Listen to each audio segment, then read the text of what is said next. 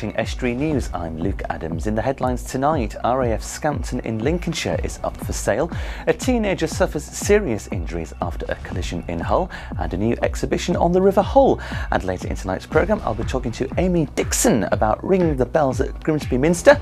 Before that, Lawrence Dunn on the Summer Reading Challenge.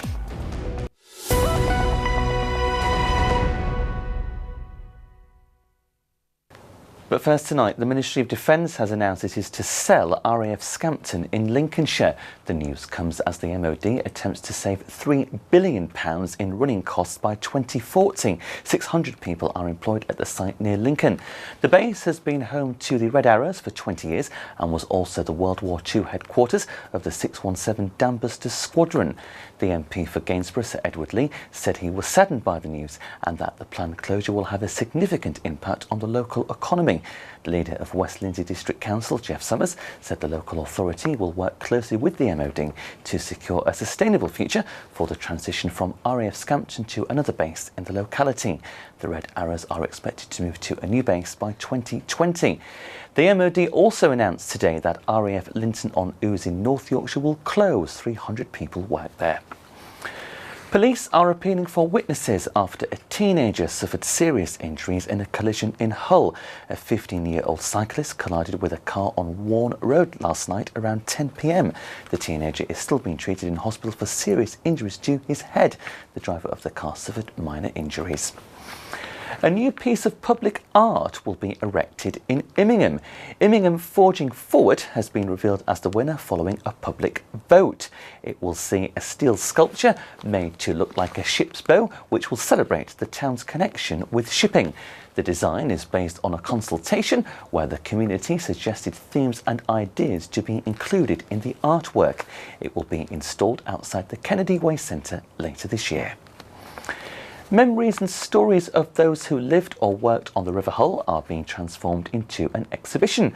Open Bridges, a river full of stories, aims to capture the social history of what the River Hull was like in its heyday. Lou Duffy-Howard, organiser of the project, says the idea is to cement these memories for future generations to enjoy.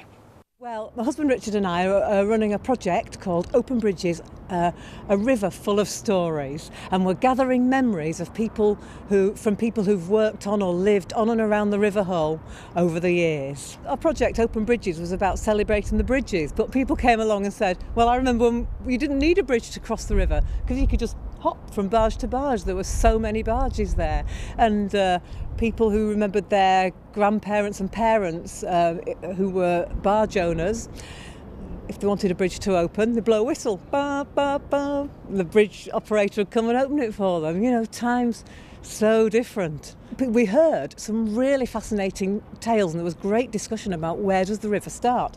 We know where it finishes. It flows out to sea, out into the Humber, but where does it start? And we've done some really interesting exploring of where the springs are that actually form the tributaries and the most northerly chalk streams in the UK, which are the River Hull. So we've got some of these stories on the website already. We're gathering stories. If you've got stories, get in touch, please, through the website, openbridgeshull.com. There's a contact form on there and our email address. You can get in touch. If you want to just know anything about it, just get in touch. We can have a chat. You know, really keen to speak to people. We've got some really interesting people and stories coming in, and we're going to have some memory sharing sessions. We're going to meet on and around the river or in the Maritime Museum to have tea and biscuits and get some conversations going. Some parts of it are going to be recorded. We're working with a novelist, professional writer, Russ Litton, who's going to write up some of the stories and talk to people. We're working with Andy Richardson, also a social historian, and we're working with Humber Film, who are going to be doing some filming. And the end result is going to be a book which will be given to all the libraries and all the museums in Hull and the East Riding, a film and stories on the website. So yeah, that's Open Bridges, a river full of stories. Associated British Ports say building a new border inspection post for Grimsby and Immingham would not make sense until a Brexit deal is reached. The company says plans to build a new base in Immingham were given the go-ahead, but the EU withdrawal bill has halted the plans.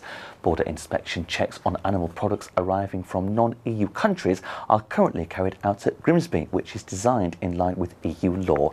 ABP say they need clarity on the Brexit deal before a new post can be built in Immingham.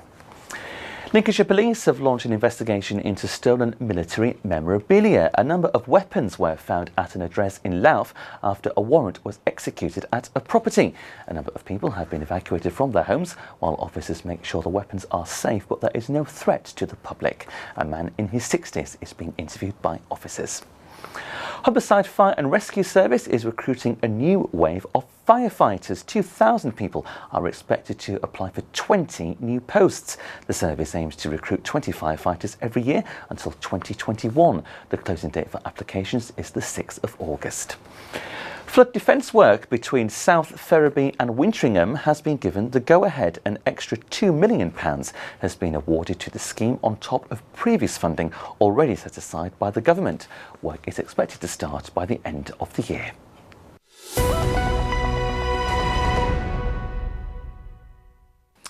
Children across North East Lincolnshire are being invited to sign up for the Summer Reading Challenge. I'm joined now by Lawrence Dunn from Links Inspire Libraries to tell me how people can sign up. Good evening, Lawrence. Welcome to the programme. Thank you very much indeed for coming in. Thank you. First of all, what is the Summer Reading Challenge? Okay, the Summer Reading Challenge is designed by the Reading Agency and it takes place nationwide in libraries. We're running it in Links Inspire Libraries, so that's Grimsby, Cleethorpes, Immingham and Waltham. Okay. And if children want to do it, it's for children aged 4 and upwards. And they come into the library, they borrow 6 books. And then once they've borrowed 6, well, as they go along, they get prizes and stickers. And at the very end, they get a certificate and a medal. Okay. Okay. So to recognise their achievements of obviously reading these books. Absolutely. During the summer holidays. Yes. What specific age group is this scheme aimed at, Lawrence? It is for children aged 4 and above, primary school children mainly. Okay. But if you're a little bit older, you can do it as well. Okay. So children just need to go to the libraries, Grimsby, Cleethorpes and Scarther. Cleethorpes, Grimsby, Immingham, Waltham. Okay, and then sign up there for the challenge. Yeah. You have a rather mischievous character forming part of this challenge this year. Tell me a little bit about that. We do indeed. This year, the Beano comic has been around for 80 years. So it's the anniversary. So the theme of this year's Summer Reading Challenge is Mischief Makers. And it's all based around Beano characters, including Dennis the Menace, Nasher, and the Bash Street Kids and people like that. And very synonymous, obviously, with adult, childhood as well, because I remember reading the Beano when I was a kid. Yes, definitely. It's yes, we've had lots of people who have recognised the characters when they've come into the library. This challenge, Lawrence, a total of 761,758 children took part in the scheme last year. So it's obviously a very popular programme. It is indeed, yes, and it's a lot of other organisations recognise it. Schools are very keen on it because, of course, if children aren't at school, they may not necessarily be reading. And if they are taking part in the challenge, then when they come back to school, the reading levels are kept up and there's less work for teachers to do playing catch up. How important would you say it is for children to engage with reading and literature? It's vital. It opens up, it's a bridge to the world and a window on it. And there's to all the things that are out there in the world. You'll experience a lot of things first when you read about them. And obviously it helps build their confidence as well. Absolutely. Now, as well as the reading challenge, this scheme is also supporting libraries across the locality. How viable are libraries in this digital age we live? It's still, well, I've heard many people ask me this question, but libraries still matter. You can get all sorts of information and things on the internet, but I've heard people say that the printed book is on its way out. I think it will be with us a long time yet, and libraries now offer access to the digital information as well. Okay, so they still play a very important role in the community. Absolutely, yes. Any specific suggestions of books what these children should consider reading for this challenge? You can read whatever books you like for it. So there's nothing set out for them, and it's a challenge. So pick a book that you will find that is a challenge to you, but pick a book that you like and you'll finish. Excellent, and perhaps lots of mischief. Lawrence, thank you very much indeed. Thank you very much.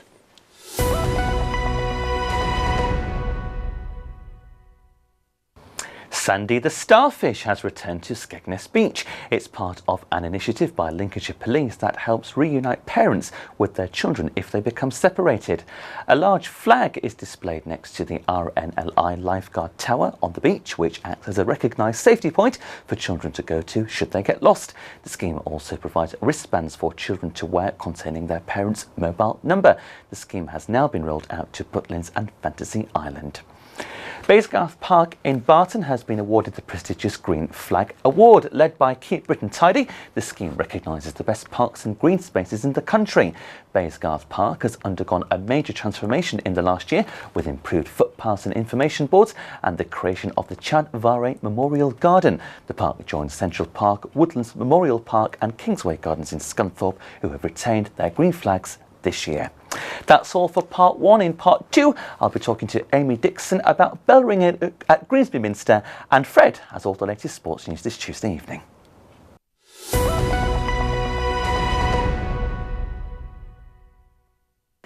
Welcome back, you're watching Estuary News. Still to come tonight, Fred has all the latest sports news, and I'll be talking to Amy Dixon about bell ringing at Grimsby Minster.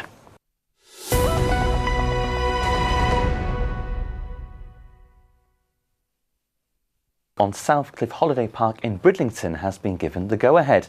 The £7 million scheme by East Riding Council will see an expansion of the park on land adjacent to the Woolsthorpe estate. 31 additional pitches for tents, 15 new glamping units and 19 lodges will be created. There will also be a new area for meeting and greeting customers and new office facilities. The expansion of the park will provide an estimated £4 million boost to the wider Bridlington economy per year. Work is expected to start in November and be completed by next spring. 25 football teams will take part in the 2018 Street Games Festival near Lincoln tomorrow. Now in its 8th year, the festival provides young people with access to sport, physical activity and social action across communities in Lincolnshire. The football tournament will see under 11s to under 16s competing against each other, along with 7 dance teams in a separate contest. There will be a climbing wall and bubble football. The event takes place at Riseholme College campus in Riseholme tomorrow. A new exhibition on display in Grimsby, Heroes of the Airfields, looks at how Lincolnshire responded to threat from enemy airships during World War I and exploring the stories of the borough's air heroes. There will be original footage of aircraft production in Lincolnshire during 1915 to 1918 and models of 2 Sopwith Camel aircraft built in Lincoln. The exhibition is at the Grimsby Fishing Heritage Centre until the 26th of August. It will be followed by an exhibition looking at heroines on the home front. That one runs from the 29th of August until the 7th of October.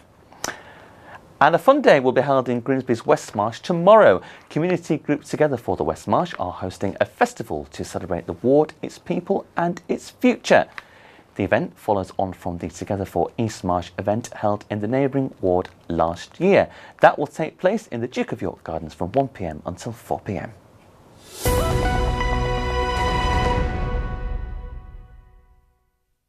Now, the Grimsby Bell Ringers are looking for new recruits. I'm joined by Amy Dixon to tell me how people can get involved. Good evening, Amy. Welcome to the programme. Thank you very much indeed for coming in. Thank you very much for having me. First of all, bell ringing. Just give me a little bit of snapshot of what that is. Okay, so it really is what it says on the tin, is that we go up the tower and we ring the bells for various events in the church. The bells are hung on wheels and there's a rope attached to the wheel, so you really just pull on the end of the rope. Okay. How long have you been a bell ringer? I've been a bell ringer for 9 years, since I was a teenager, and it's amazing, really. How did you get involved with it, and why did you want to get involved with this very interesting hobby? Well, I was looking for some voluntary work. You know, when you're a teenager, they always tell you should try and get into voluntary work, and to begin with, it wasn't really something that I was interested in, but it caught my eye and I thought, well, why not have a go at that? And it's just gone on from there, really. So you're looking for some new bell ringers Yes, to come we and are. help you pull the ropes. Yes. How you're holding a session on Thursday, I believe. Tell me a little bit about that, Amy. So we're holding a beginner session on Thursday, 26th, starting at 7 o'clock, running until 8:30. The idea is, as part of a national campaign, it's called Ringing Remembers, and it's to mark the centenary of the armistice in November 1918. The Central Council have come up with this idea that there were 1,400 bell ringers nationwide who were killed in active service during the First World War. So the idea is that we recruit nationwide 1,400 bell ringers to ring for the armistice, the centenary of the armistice this year. How's the recruitment drive going in the Grimsby area specifically at the moment?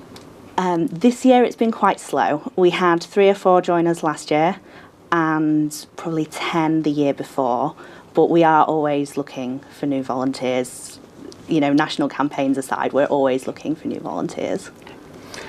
When you carry out the bell ringing sessions, Amy, how many people on average do you need per session? So ideally, we have 10 bells at the Minster. So ideally, you would need a minimum of 10 people per session. Obviously, that's not always the case. You know, people work, people have other things that they need to do at the same time. So on a Sunday especially, we normally cope with 6 or 7. But it would be lovely to be able to have 10 every Sunday.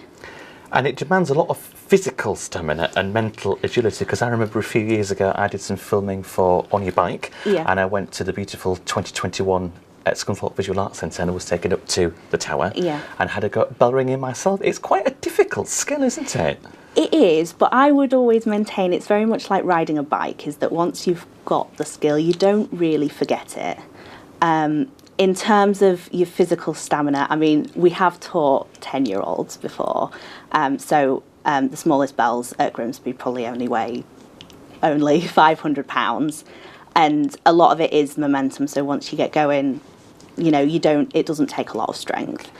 In terms of ringing at the Minster, probably in terms of your fitness and stamina, the hardest part is getting up the stairs, because there are 70 steps up to the Minster ringing room and they are quite steep. And that's a bit of a challenge in itself. Yes, and it the is. first bit of bell ringing I did, Amy, it was great fun. Yeah, and it looks is. like the people involved with it have great fun as well. Yeah, we do. Doing it. Yeah, it's not just about ringing at one tower either. I mean, once you've got the skill, we do visit other towers in the area. I mean, we go to Barton and Hull and TLB quite regularly, so... Okay, so you support other churches? Yes, we do. How long would it take roughly for a person to be a fully fledged bell ringer? It really depends on the person. In terms of your age, the youngsters tend to pick it up quicker. We've got a couple of 16-year-olds learning with us at the moment, and they probably picked up the basic handling in 4 months maybe. Okay. Whereas if you're a bit older, I mean, it's not a clear-cut thing, but if you're a bit older, it can take longer. Very quickly, I want to give out your contact details. If people want to find out more, they can call you on your mobile, which is 07905 253 241, or email you at amyxrebecca@googlemail.com. Yes. Thursday evening, 7 o'clock until 8:30 at Grimsby Minster. Yes. Why should people come and volunteer, in a nutshell? That's a hard one, really. It's just fun, really, and it's not just the ringing. We are a very sort of social, friendly bunch, so... Good. And it does look like it's great fun. It is great fun. And I hope you continue to make it a great success. Amy, thank you very much Brilliant, for being my thank you very guest much. this Tuesday evening. Now, here's Fred with all the sports news.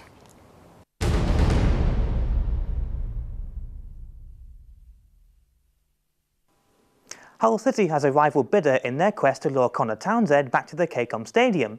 Ipswich Town is keen to convince Townsend to join their team, following Hull City's bid for the player being knocked back by Scunthorpe United, Townsend's current team. Ipswich has already had their bid knocked back as well. Scunthorpe United chairman Peter Swan has labelled both bids as rubbish. Head coach Nigel Adkins has led a large overhaul of players this summer, with 12 players exiting and 6 new players arriving. There's 17 days left for Adkins' outstanding transfer deals to be finalised. In other signing news, Grimsby Town has re-signed former Derby counter-striker Charles Burnham. Burnham has spent the last part of last season on loan at the Mariners. He now joins Town on a 2-year deal. Burnham scored 1 goal in 9 games before an injury kept him back. Burnham says he's keen to repay the faith the Mariners' boss Michael Jolly is showing in him. A trio of Hull Kingston Rovers players is facing suspensions. Danny Maguire, James Greenwood and Mose Massot are all under threat of suspension following the latest verdicts from the RFL's match review panel after Friday's game against Warrington Wolves. Maguire has been charged with a Grade A making contact with a match official notice. He faces a ban of 1 game. Greenwood could receive the same punishment for a Grade B dangerous contact charge.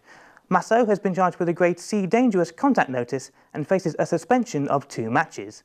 If the suspensions go through, then Hull KR will face Hull FC on Friday without their senior players. Hull FC's Jake Connor and Scott Taylor have been named in Wayne Bennett's 25-man England performance squad for the second phase of the season. Bennett made several changes to the squad following phase 1 of the 2018 England performance squad sessions, but the 2 Hull men remain. In June, England scored 36-18 against New Zealand at the Mile High Stadium in Denver.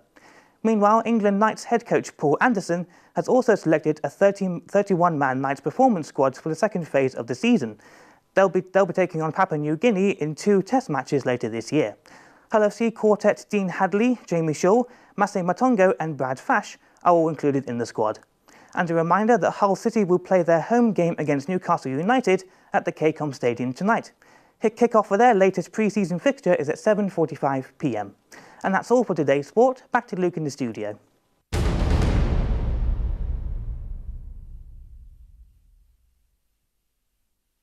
Thanks very much, Fred. That's it for tonight, I'm afraid. My thanks to Amy and Lawrence for joining me on the sofa. As always, if you have a news story, then please visit our Facebook or Twitter pages. Details are appearing on the screen as I speak. You can email news@estuary.tv or phone the news desk on 01472 31553. Write to us at the usual address. We look forward to hearing from you with any interesting news stories you may have. On tomorrow's programme, I'll be talking to Gordon Meredith about swinging the lamp. Until then, from all of us here, good night.